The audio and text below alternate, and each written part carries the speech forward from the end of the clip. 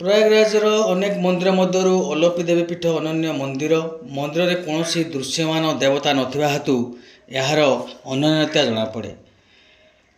आलोपी शंकरी पीठर प्रवेश पथ आपण देखु यहीपटे भक्त माने माँ का दर्शन पर जाती एवं आखपाखरे मध्य भोग मंडप भोग दुकान सबू सुसज्जित आकार स्थापित होइछि।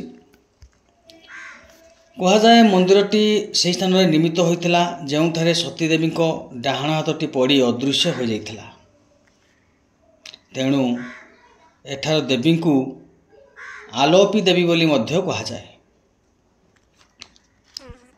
बर्तमान आम मंदिर गर्भगृह को प्रवेश करुचु धाड़ी लाइन रे धाड़ी बांधी आमर भक्त मैंने सब पछक पछ सब ठिया होती धाड़ी बांधी एठारे एक दौड़ी झुलुवा देखा जाए। आप देखु एठारे एक दौड़ी झुलुवा देखा जाए। यहाँ आलोपी देवी बा आलोपी शंकरी पीठ कहुए। आलोपी पीठ ठाकुराणी कहते से ही दौड़ी को भक्त मैंने फूल धूप दे पूजा करती एवं मनस्कामना पूर्ण हुए बोली विश्वास रही।